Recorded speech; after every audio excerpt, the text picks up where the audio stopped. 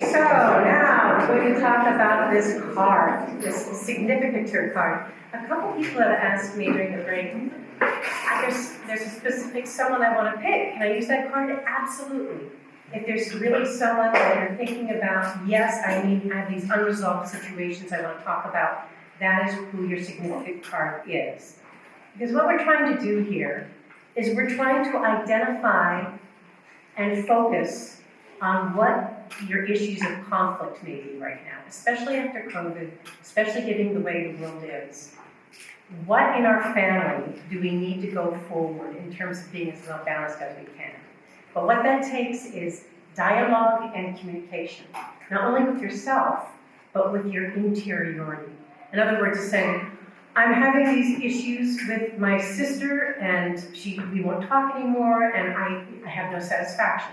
So, the purpose of that kind of reading would be, okay, you have a card, she won't talk to you, but you must know some things that either led up to it or where you are. Now, where you're going will be the wild card, as we say.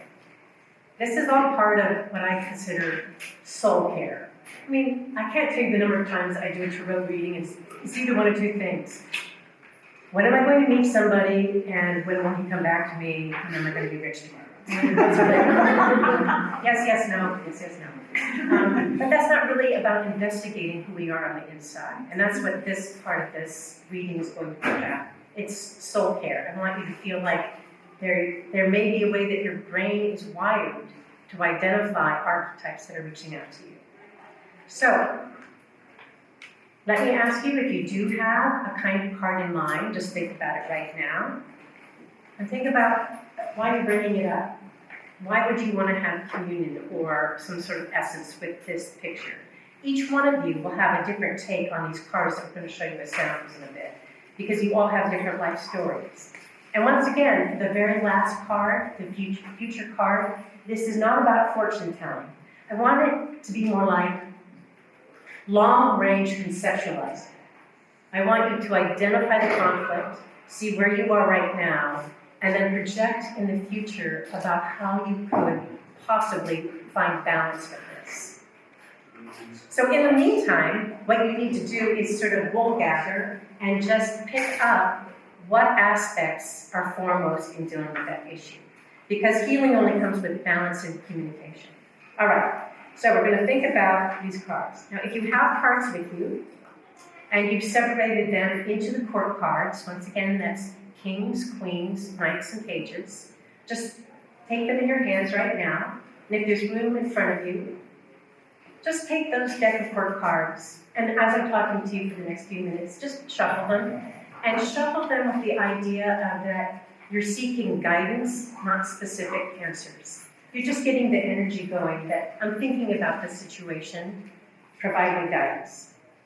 All right, so once you have those shuffled in a way, just put them on your lap in front of you.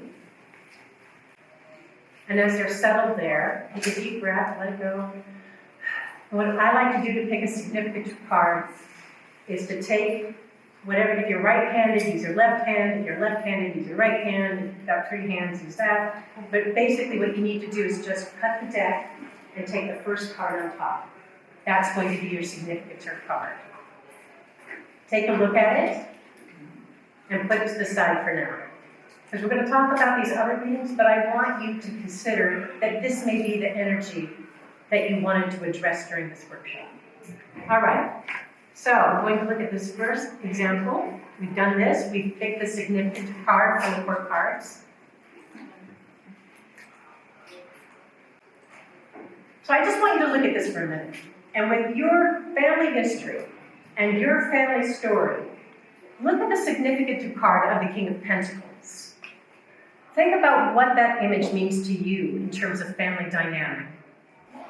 And in the past, look at the Nine of Wands and think about in past situations, when has it happened that there have been resources in the family at the after battle that have come to a standstill?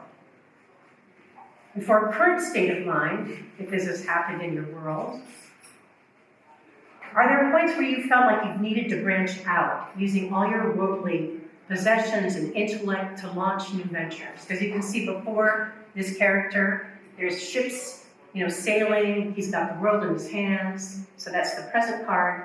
And for the third card, look at the Queen of Wands.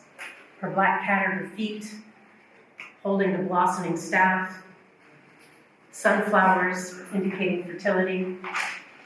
So just write a little soap opera story real quick in your head about what this means. Does anybody want to venture what they thought this story is? But I'll tell you what I think this is. Now this is just me, because it's going to be different for each one of you. This person, the King of Pentacles, has a lot of pressure to come up with throwing his creative discs up in the world. There's a family that has grapes and resources and all sorts of stuff, so there's a lot of pressure to perform. In the past, it's been so overwhelming that there's been an inertia. In the present, he's come to a crisis point where he's got to launch this business, and the Queen of Wands is finding the intuitive help to make decisions. It's something that couldn't be done by themselves. So this is one example of an ancestral family tarot card where the King of Pentacles is actually having to have help from the Queen of Wands to make some things happen. So that's one example of an ancestral spread. Now for the Dark Woods, here's my guy, King of Pentacles.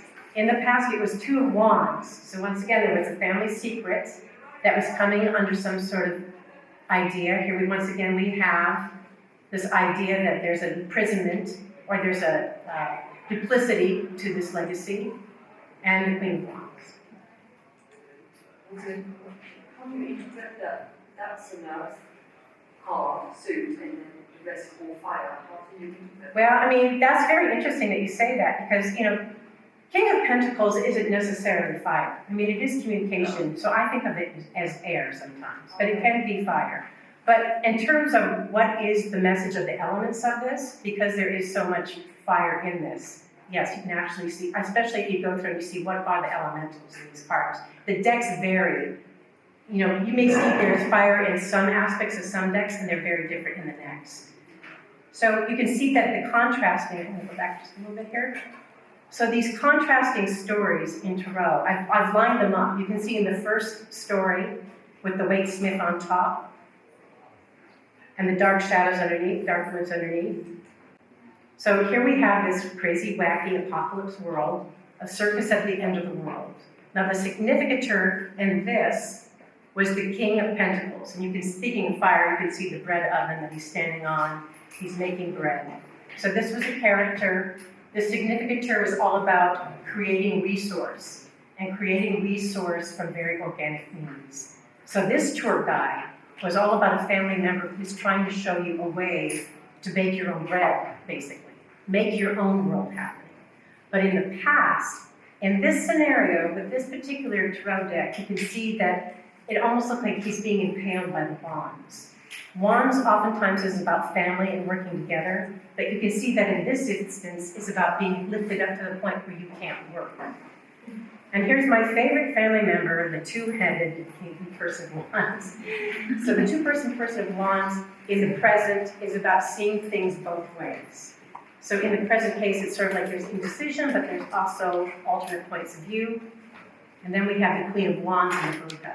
Now the thing that I like about the Queen of Wands in the burqa is that this is an interior journey. This is, you have to go inside yourself and find your own strength, and yet you have your hawk that is ready to go out and bring the world back to you. So this ancestral reading is all about family that is looking out for you as long as it doesn't paralyze you. Okay, so Hoodoo Tarot, as I said, this is an entirely different game plan than the other decks about what these archetypes mean. The Father of Sticks, of course, is Indian Jim. He does the magic ceremonies with the smoke. So he's guiding this reading. So Indian Jim is trying to show you how to make your own mystical rituals and what makes sense to you. In the past, you have the Nine of Baskets, and that is the feast laid out for the family. So this card very much has to do with, did the family provide for you? Did the family provide what you needed, or was it just what the family had? In the present is the Two of Baskets, And the two baskets is all about limited resources, but shared resources. So it may feel like you had a family that didn't have very much, but what they did have, they were willing to share. And then at the end, of course, we have this wonderful mother of baskets. And this was the woman who was the first seer in the United States. So it's really about calling upon your intuition to create more resonance, more abundance, that your family has taught you how to get by with less, but there is an ability to create more. Okay, so I'm just going to contrast those two readings for you once again. Here we have Circus at the End of the World on top, and below we have Hoodoo Tarot. And you can see the difference in what the energy of the family stories are in both of these. The top, it's very much that there's danger, but you're going to get through this. And Hoodoo is all about getting in touch with your family about the legacies that they're passing on down to you. This is why picking tarot decks are so important if you're going to be doing readings for yourself, especially. I think I maybe have 12 decks that I use, but for myself I only use one, because that's the deck that speaks the most to you. But I think it's also very important, if you really want to get as much as you can from the genre of tropes, try different decks. Try a deck that speaks to you in an entirely different way. Now the deck that absolutely doesn't work for me is this deck.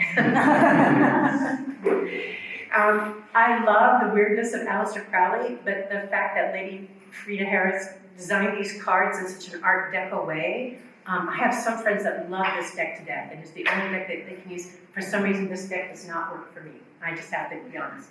So, in the past, this deck, like the significator for this, the Prince of Discs. I got nothing. When I've used this in the past, it's a message that comes to me about material resources and the young energy that's associated with this. But all these wands and the Queen of Wands at the end of it, I think it takes a very intuitive person into Aleister Crowley's mindset to interpret these cards. So that's why it's really important to me, at least to encourage you all to shop, try some out. And I was actually just talking to someone else about, should someone else touch your cards? I mean, if you're getting a tarot deck and you're doing your own readings, what's the big deal about somebody else touching your cards? To me, your energy is in everything you touch. So I don't let other people touch my cards. Starting out, I think it's fine if you want to play around with it, but I think as you get settled to a tarot deck that really is your guiding starship, just keep the energy to yourself. That's just my advice to you. And here's the Crow Tarot. People love this deck, which is, I think it's really fun. It's sort of lighthearted in a way, because they see the crows as a murder of crows is a family tribe of crows that are really devoted to each other. As the family unit, they never forget a face, they're vindictive, and they bring you presents if you please them. So I think that's a family dynamic right there. But you can see in the King of Pentacles, in this spread, we once again were talking about family legacy. And so this person who did this really felt that their family came through in terms of this crow. In the past, there had been some sort of hoarding of resources. Through a marriage, things sort of rectified things for a while, and then at the end there was, in their mind, justice. So I encourage you to consider this. If you're going to consider an animal deck, for me this is the deck to go with. So I'm showing you the contrasting decks energy. The Thoth deck and the Crow deck below it. All right. So, what if you don't use a king, queen, page, knight? But then what happens? It still works, but you can see, as I did with that card about the fellow who felt something was wrong, when you use something like the Ten of Swords, it's like using those three big cards, death, Tower, Devil. Those cards only speak on really specific instances. So if you use a non-court card, it's going to talk about a very specific instance and not a big family ancestral thing. So once again, you can remember the story. He felt something was wrong with his finances, out of a project they loved. There turned out to be some skullduggery behind the scenes, and then he had to live with the repercussions after that. None of these cards are kings, queens, knight, pages. But I still wanted to show you can still do an ancestral tarot read with it. So here we do have some court cards and some major arcana cards. which once again, I'm not crazy about using, but sometimes these are the only things that you're looking for in terms of answers. Once again, it's the King of Pentacles that was used in this reading. In the past, this person was asking about a lover. Once again, the devil is in the middle in terms of dealing with whatever was happening in their situation. And the end was the Nine of Swords.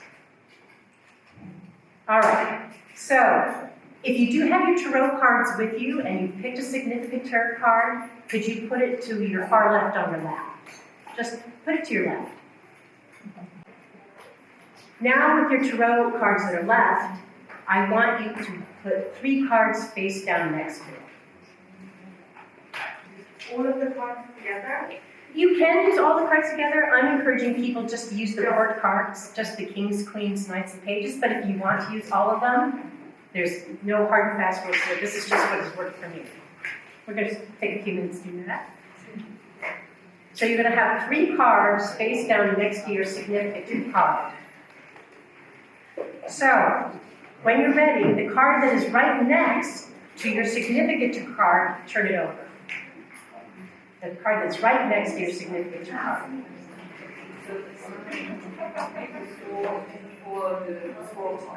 Sorry? The first one on top. Yes, you can, yes. All right, so that's your past card. That is the energy that's trying to come through to you to talk about whatever issues happen. Now I'd like you to turn over the middle card, the next card. That is where you're at right now. That is the issue, that is the energy that you're trying to decide to deal with right now. And the last card, turn that over. I don't like to call this card the future card, but what we'll call it is the manifestation card. This is the card that for guidance is asking you to consider this energy, this family energy. So that's the basics of an ancestral family tarot spread. You get the card, sort of the significant tour guide, who says, we're going to talk about this, and then you put 3 cards down, they'll have fine-tune what the issues are. All right, so we're going to evaluate how this spread works. So if you want to take a picture of this for future use, if you want to help your friends when you get home and say, I want to talk about that, or I want to do a reading about this issue in our family. The biggest thing about doing these kind of readings is purpose. Purpose, purpose, purpose. The energy always comes back to you if you put the energy in. So you need to take just a few minutes before you start these things saying, why am I doing this? I can't just throw these out like loose cards, like I'm playing cards, like poker or something. You need to think about what is your arc, what is your objective in doing this. So get an image in your mind about why you would like to address this. Pick your significant term. Take your next 3 cards. And then just really especially sit on the last card. See how it's connected to the significant term. See what it has to say to you. All right. And then I just wanted to list these decks. Of course, the one deck I didn't list is the one a lot of people are interested in. And that's the deck by Lee McCloskey. I'll look it up online for you and get it to you by the time you leave. The reason I didn't so much use that as a tarot spread is because those cards are so dense that a lot of people get overwhelmed by them, but several of you really like them, so I'll get that message to you. But this pretty much wraps up my lecture and workshop on Ancestral Tarot. I hope it was of some help to you, that you can use these cards for guidance during moments in your life. And just remember that there are no rules in Tarot. It's all the energy that you bring to it.